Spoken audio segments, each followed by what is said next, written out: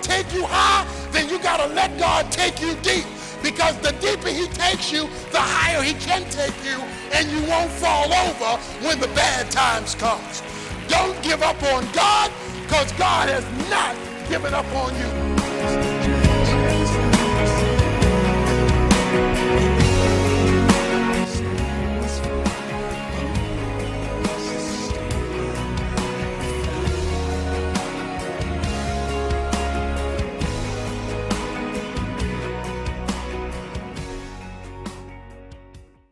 Everybody likes a graduation because that means you're being promoted to the next level of life. Well, God has graduation days on our detours where he takes us from where we are to the next level of where he wants us to go. It's called a promotion. And today we're going to talk about the promotion of detours. When God promotes you to the next level because he's ready to use you for his next purpose in your life. This is Dr. Tony Evans with the Urban Alternative, and I am so excited about this series on the life of Joseph and how it helps us to understand the detours God takes us through. So let's jump right in here and find out how he promotes us to the next level. When we get into our story today, Joseph is going to be 30 years old. We started when he was 17. Chapter 42, verse 46 says that Joseph is 30 years old when these events occur. So this is a 13-year detour. Because you don't go from detour to destiny in a straight line. But I'm going to share with you the 3 things to look for that will let you know you're getting ready to move off of detour on to destiny, on to the place God has for you, the place God's taking you to. There are 3 things that come out of this story of the life of Joseph that you ought to look for if you are serious about your relationship with God and serious about his purpose for you. Number 1, you know you're getting ready to leave detour and enter the highway of destiny when God disappoints you just when you thought he was coming through for you. I know you didn't expect that one. You expected the hallelujah chorus. No. When God disappoints you, just when it looked like he was about to deliver you. Let's look at chapter 40. Joseph is in prison. He's interpreted the dreams from the 2 gentlemen we talked about last week. Joseph says, only, verse 14, keep me in mind when it goes well with you, and please do me a kindness by mentioning me to Pharaoh and get me out of this house, this jail. For I was in fact kidnapped from the land of the Hebrews, and even here I have done nothing that should have put me into this dungeon, this jail. Joseph looks like he's finally going to be delivered. He's interpreted the cupbearer's dream, told the cupbearer, you're going to live, you're not going to die. He's given the cupbearer good news. He says, and when you get delivered, mention me to Pharaoh. Tell Pharaoh this is innocent Hebrew boy still in jail. Get me up out of here, up out of here, up out of here, because I don't belong in here. I'm tired of being in here, and you are going to be situated. And since I helped the brother out, I HBO'd you. You remember me to Pharaoh when you get out of here. It looks like God has finally brought somebody into his life who can help him, who can deliver him, who can send a good word for him. It looks like his day has finally arrived. God has sent a contact who can speak on his behalf. Verse 23, yet the chief cupbearer did not remember Joseph, but forgot him. You know, you are headed toward destiny and off of detour when it looks like God has set things up to deliver you, and he goes left on you. When God goes left on you, it's good news in a bad situation. Now that raises a question, doesn't it? God, why you want to do me like that? Why you want to set me up and then break my heart? Why you want to make it look like you're getting ready to deliver me and not deliver me? Why do you want it to look like you're going to work it out and then don't work it out? Well, let me make sure I'm talking to people who can relate to this. Anybody here ever been disappointed by God? Anybody ever been disappointed by God? You thought God was going to work it out, and then it just happened just the opposite. Looked like you were on the verge of it. And God disappoints you. Now, that feels bad, but actually it is good. Now let me tell you why. When God takes you to your destiny, he doesn't want to share the credit with you.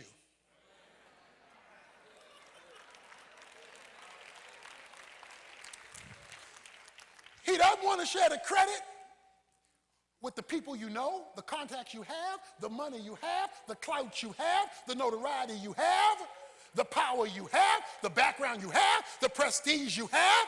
So he wouldn't let Joseph's contact with the cupbearer be the means of his deliverance, so that the cupbearer couldn't take the credit and Job couldn't take the credit for knowing the cupbearer. So God let him get to the edge, think he had a hookup, back him up, just to let him know it ain't gonna be through the human method you thought. It's not gonna be just because you did somebody a favor and now you got somebody indebted to you, so now you think that somebody indebted to you is gonna deliver you. No, because this thing is about me, I'm gonna leave your hookup out of this. So cupbearer ain't even gonna remember your name, even after you are responsible for giving him the message of deliverance. Because when God wants to do his thing in your life, he doesn't want to share credit. He wants to have all the glory. And he wants to get all the notoriety. Some of us have not gotten off of our detour is we're still too self-sufficient. We still feel like we can handle it ourselves. We know the right people. We have the right money. We work the right job. We got the right hookup. And we think because we got this human ability, human talent, human contact, human resources, and then we just throw in a little prayer to make it seem spiritual. Now, the one time God will put more on you than you can bear is when he's trying to break you down of your independence. It is when God disappoints you, just when it looked like he was coming through for you, in order to increase your dependency on him and not you. But that's good news. When God does you this way, it's good news. Because when your human contacts can't help you, and your money can't buy you out of it, and you are thrown on him alone, then guess what? He gets the chance to be God.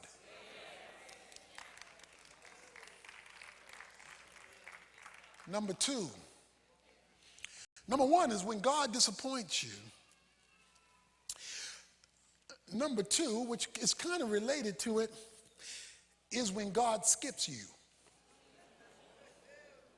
One, he's disappointed you. Then he skips you altogether. Okay? Chapter 41, verse 1. Now it happened at the end of 2 full years that Pharaoh had a dream, and behold, he was sitting by the Nile. Okay, let's talk about these 2 years. Joseph is 30 before all this is going to come about. It's getting ready to happen. He's in jail for another 2 years, so that means he's 28 right now. So he's 28, so for 11 years now, he's been on this detour. He finally looks like he's getting ready to be delivered, and the cupbearer forgets all about him, and he's stuck there for 2 years. He's sitting on the tarmac for 2 years, not knowing when this plane is going to ever take off. Joseph is in his cell. He's thinking when the cupbearer leaves, any day now, somebody going to be knocking on this door because the cupbearer, I just told him, he's going to tell Pharaoh, and Pharaoh going to want to meet me and all that, and I'm going to be found innocent. And for 2 years, he's got to wait for a knock that doesn't happen.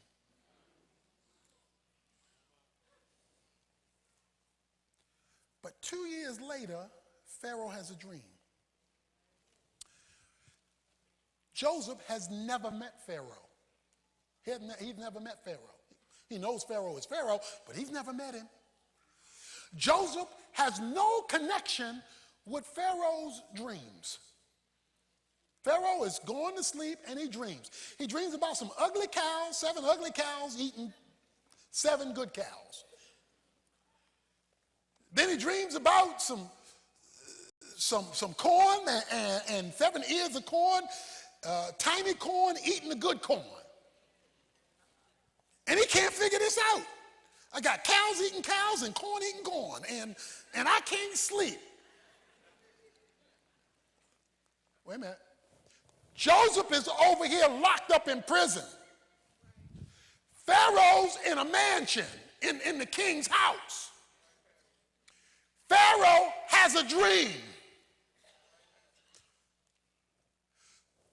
This dream is going to be the link between Joseph getting to meet Pharaoh. But the dream happens unbeknownst to Joseph. So, God is working over here, unbeknownst to Joseph over here, because he's doing something there that's going to hook up over here that over here has no knowledge is taking place over there.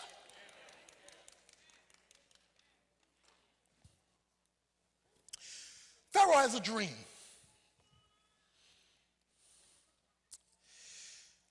Verse 8, now in the morning his spirit was troubled.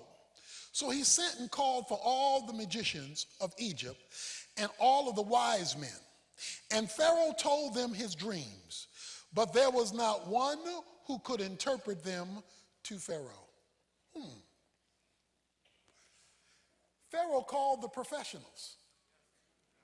He called the creme de la creme. He called the magicians and the smart folk. Called the wise men. He got the smartest people around. Said, this was my dream. What does it mean? And they said, I don't know. Because watch this. When God is setting something up, he will not let human wisdom come up with an answer. See, human wisdom, the smart people. He will not let even the most brilliant people answer it because God is doing something else. One of the reasons that we stay on a detour we should be off of by now is we keep introducing human wisdom. Once you introduce human wisdom, that is man's way, that contradicts God's way. Once you introduce human wisdom, you have cut off God's way. We'll return for more of today's message right after this special announcement from Dr. Evans.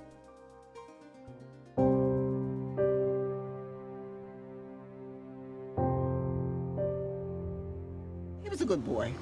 He was a good child coming up. He had his little doings, little sneaky things, but nothing too drastic. I didn't have much trouble out of Tony when he was coming up. I really didn't. Anthony has difficulty in expressing himself orally. He does not think before he speaks. Anthony's still very impatient, yells when he should be talking softly, jumps out of his seat and shakes hands furiously to be called upon. He still waves his hands before ever listening to the question. Can you relate to that? Yes. Encourage him to get his thoughts together before he attempts to express himself. He likes to show his experiences. And I used to tell them all, tell my children when they were coming up, you don't have to be a doctor, or lawyer, or Indian chief. Just be a good citizen. Whatever you do, just be good at it. You have a unique fingerprint that identifies you. You're different. God doesn't cancel out who you are to use you. He takes who you are apart from sin to use you. So some people are reticent. They're background people. Some people are out front. Their personalities are more A-type personalities. That's okay. Nothing wrong with those differences. Let God use you like he made you.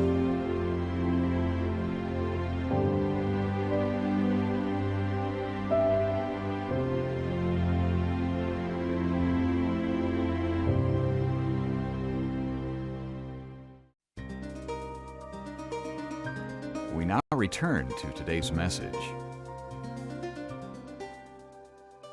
Joseph is sitting in the cell, and God has skipped Joseph because he's dealing with this dream, and that leads to a third thing. God surprises you. Verse 9.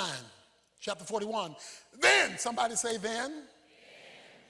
Then the chief cupbearer spoke to Pharaoh, saying, I would make mention today of my own offense. Pharaoh was furious with his servants, and he put me in confinement in the house of the captain of the bodyguard, both me and the chief baker. We had a dream on the same night, he and I, each of us dreaming according to the interpretations of his own dream. Now a Hebrew youth was in there, a servant of the captain of the bodyguard, and was released, and we related them to him. And he interpreted our dreams for us. To each one he interpreted according to his own dream. And just as he interpreted for us, so it happened. He restored me to my office, but you hanged him. Then Pharaoh sent and called for Joseph, and they hurriedly brought him out of the dungeon. Shocker. The dream says, the Pharaoh says, I got a dream. Wise men, interpret it. They can't. Bing! Light bulb comes on in the cupbearer's head. Dream, interpretation. Dream, interpretation. Interpretation, dream. Dream, interpretation. Interpretation, dream. Pharaoh, I just remembered 2 years ago, there was this dude in jail, and I had a nightmare on Elm Street like you did. And there's this dude in jail, and we had a dream, and me and the baker, when you got mad at us, and we told this guy, this some dude named Joseph, he's a Hebrew guy, we told him our dream, he interpreted it, and the dream came true. Yeah. Well, you want to talk to him? Now, I know for some of you that's luck, chance, or fate. But that shouldn't be in your vocabulary.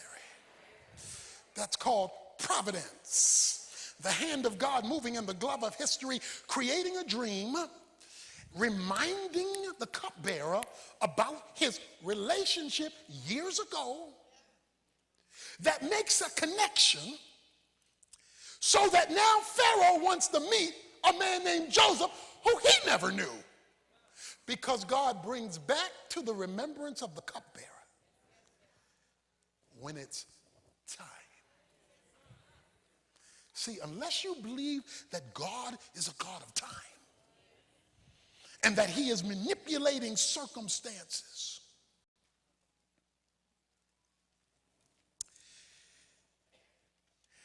now Pharaoh calls Joseph and says, I got a dream. The cupbearer says you can help me. Can you help me? He said, well, tell me the dream. And then, because Joseph never forgot God, he said, and God will give you the interpretation.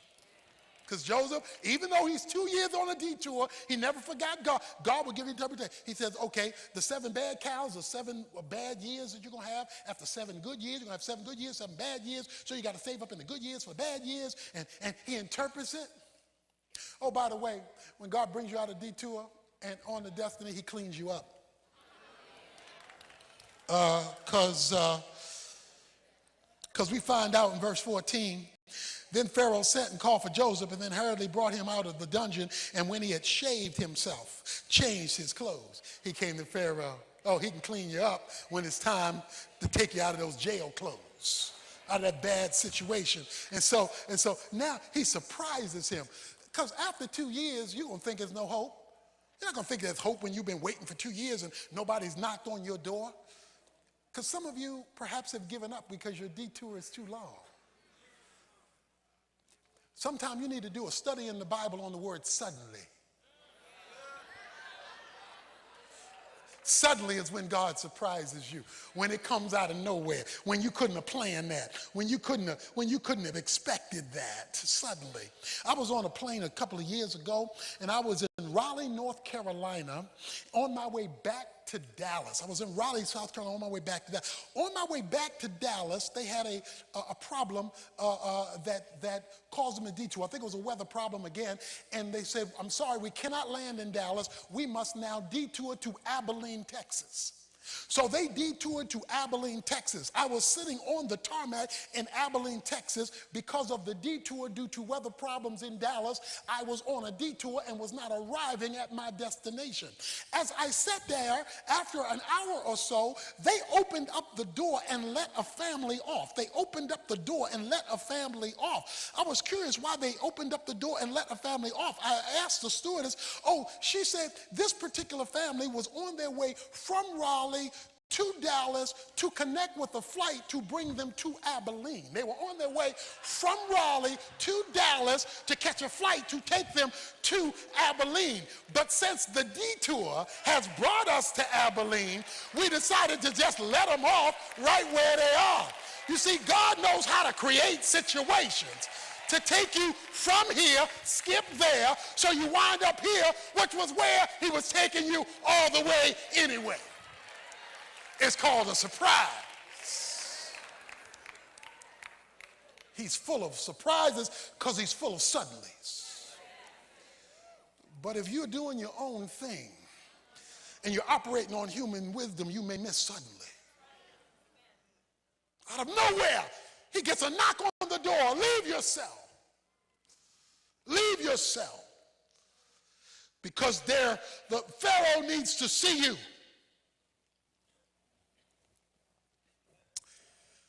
Okay, but how do you know? How do you know that what's happening is really God? Because sometimes you wonder, is this really God or is this just something that happened?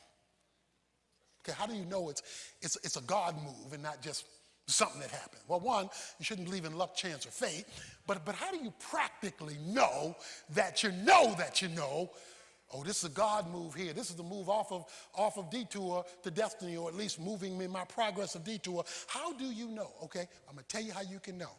And it's in the passage. Chapter 41, verse 32.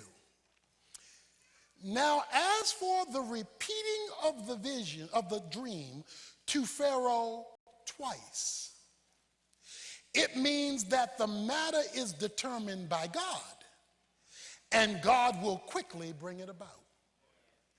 Twice. The scripture says, by 2 or 3 witnesses shall a matter be confirmed. So when God comes through twice, when he does it a second time, that's why Gideon had the fleece on one side one day, flipped it on the other side another day, because he needed verification. Is this really you, God, or is this the devil trying to trick me? Is this really you, God, or this people trying to divert me? I need to know if it's you. Look for twice. Because God will always confirm his will. He will always validate his word. And he says, Pharaoh, the reason you know it's from God is because he gave it twice. He didn't just give you the cows, he gave you the cows and the corn. So don't just look at what happened, look if it happened twice. Because God verifies himself a second time. So I'm challenging you today, if you're on a detour, to get in his will. To stop letting human opinion keep you on a detour, following the ways of man that contradict the ways of God. And even though I don't know how long your detour is going to be, I do know he knows where your destiny is located and when the hookup is supposed to occur. There was a man one day who was ready to give up on God. He was tired. Life wasn't going well, and he didn't know if God was going to come through, when God was going to come through, and he told God, I quit. Perhaps that's you today. I quit. That's the way you feel. but you don't want to quit because you know he's there, but you don't feel him. You don't see him. You're like Joseph. You're locked up in jail. But he was ready to give up. He decided to go to the woods and have a final conversation with God. He says, God, you have disappointed me. You got me stuck out here, and I don't know why. I don't know how long. And I'm just ready to give up on you, God, unless you do something or say something right now. It's as if heaven opened up and spoke to the man. Told the man, look around and tell me what you see. The man looked around, and he saw some fern, and he saw some bamboo. He said, well, in this spot I'm in, I just see some ferns and some bamboo. God said, exactly. He says, let me tell you about the fern and the bamboo. He says, when the fern seed was planted, the ferns grew up very quickly, and they're lush and green and beautiful. He says, but let me tell you about the seed for the bamboo.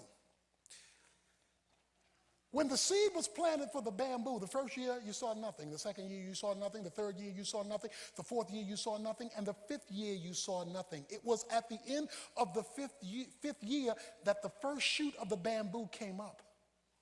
He says, how tall is that bamboo that you're looking at? It's 100 feet tall. He says, the reason why the bamboo is 100 feet tall is because the 5 years when you saw nothing, it was growing deep on the inside.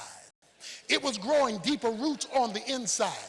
Now, the reason it was going deeper on the inside is because I knew I planned for it to be 100 feet on the outside. Now, that fern isn't growing as high, so it could come out real quick. But because of where I was taking the bamboo, I had to allow things to go deep inside before I could show what it would look like outside. If God is taking a long time with you, it's because he's trying to take you deep on the inside because of where he plans to take you on the outside. See, a lot of us want a skyscraper destiny on a chicken coop foundation.